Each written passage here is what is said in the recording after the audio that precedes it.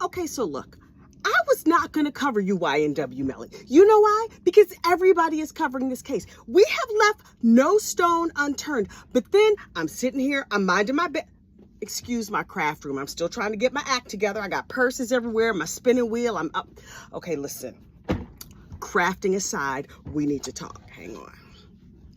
So look, I spent the day listening to a live stream of the YNW Melly case, like you do when you're on vacation, and you can spend your day doing whatever.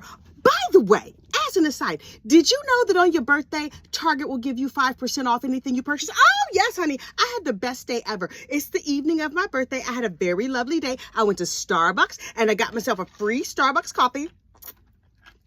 But you can get any drink you want when it's your birthday. And then if you go to Target, like I do so frequently, and I put in my little phone number in the little Target machine, and they were like, oh, it is your birthday. Would you like to get your 5% off? And I said, well, yes, I would. And I bought my stuff, and I saved myself $1.77. But that's not what you're here to talk about. We're here to talk about today in the Melly case. I was going to cover this weekly, but I have to talk about what happened today. First of all, the masked detective, Danny Polo, not his real name, was up on the stand with his mask on, and he was giving his little testimony. He's like a gang expert. Now, listen, I have heard all kinds of mess about him. I've heard he's a crooked cop. I've heard he used excessive force. I've heard he's fabricated evidence. Is any of that true? I have no idea, because we are not here for facts. We're just here to talk about what we heard. Just me and you over a nice cup of iced tea. So I'm listening to people report on this Danny Polo that was on the stand today. And basically, he was giving translations. Like, he would read what was in these text messages, and he would go, okay, well, that means this, and that means that, blah, blah, blah. They're trying to prove that Melly is affiliated with the gang, the Bloods.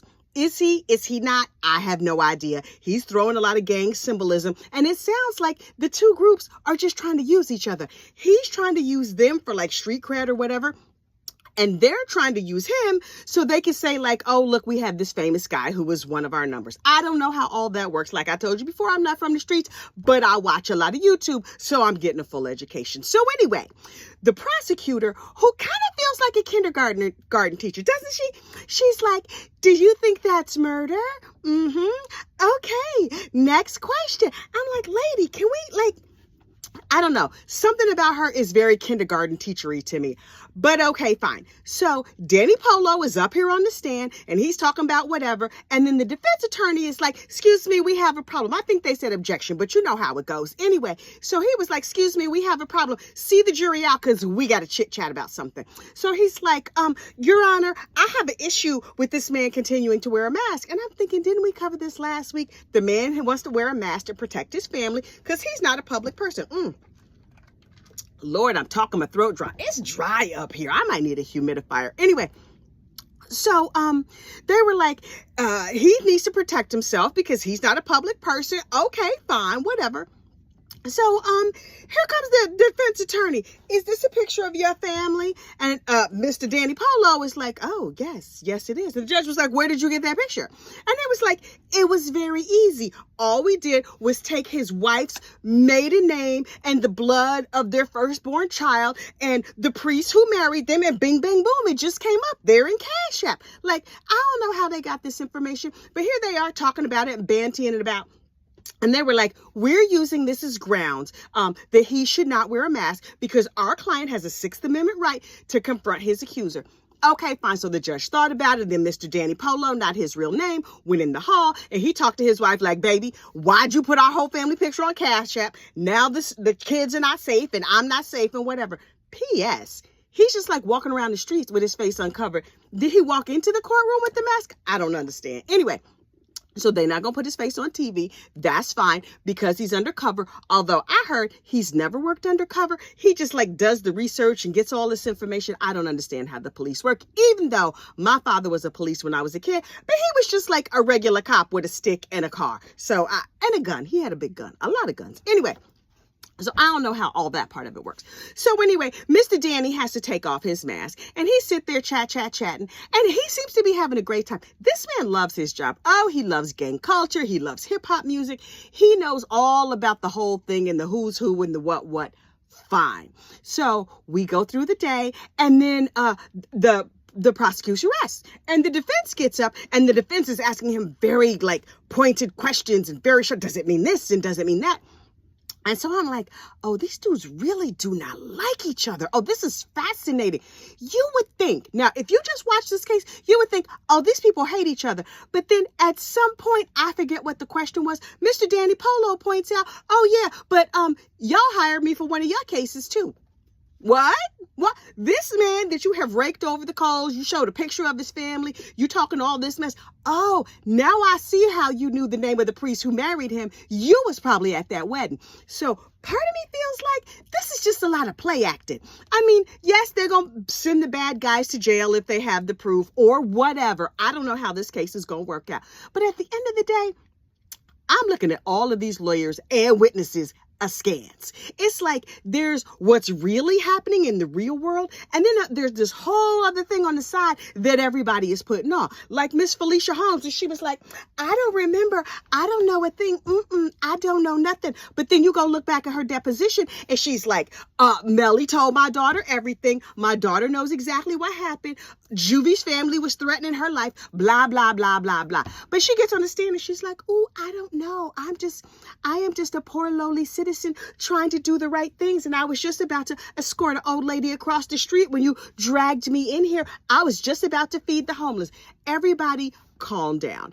I sort of have given up on the idea that it's like there's going to be this great and noble just pursuit. To me, this is going to be some entertainment. Now, listen, 2 people did lose their lives, and that is tragic. But it is also rumored that a couple of these dudes are suspects in the murder of like a deputy someplace. So I'm not even sure who's the bad guy and who's the good guy. What I do know and what I learned today was that Sack Chaser, man, he was unattractive. Did he have a girlfriend? Who was... Okay, listen, beside the point. I get too hung up on people's looks. I think I'm shallow. That's okay. We knew that about me. So Sack Chaser was like 6'4", right? And Melly is like 5 foot nothing. So the 2 of them got into a fight. Sack Chaser had a whole like foot and change on him. So in a fist fight, it was no way Melly was ever going to win without a gun. So, it kind of makes sense if Melly shot him, and it's an if because I don't know, I was not there. But if he shot him over like a beef or something, that kind of makes sense. Because otherwise, he was just going to smash you like a bug because you were eensy little bitty thing. Now, I wonder, was Christopher Juvie, was he in the wrong place at the wrong time? And really, what I really want to know is, how did this all go down? They sitting there talking, they smoking weed, they having a nice time. And does Melly act like, oh, I got an itch on my leg or whatever? He leans over and just pulls out a gun and shoots the dude. Like, where's Serafina? Where is the Reverend Serafina, Donna Serafina? Or where is Leah Spelling? She doesn't psychic anymore, but I'm like, Leah girl, can you just tip in? I mean, I'll pay you a little cash. Not that much though, because chow, I'm cheap. But I need somebody to tell me exactly what happened. How come they didn't have a Ring doorbell in this car? Because you know, Ring doorbell be stopping crimes. Ring doorbell has caught all of the criminals because everybody's crime is right there on the Ring doorbell. What they needed in this car was a Ring doorbell. Ring, do y'all have a car version? Because my son has this thing. It's a dash cam, but it only faces forward.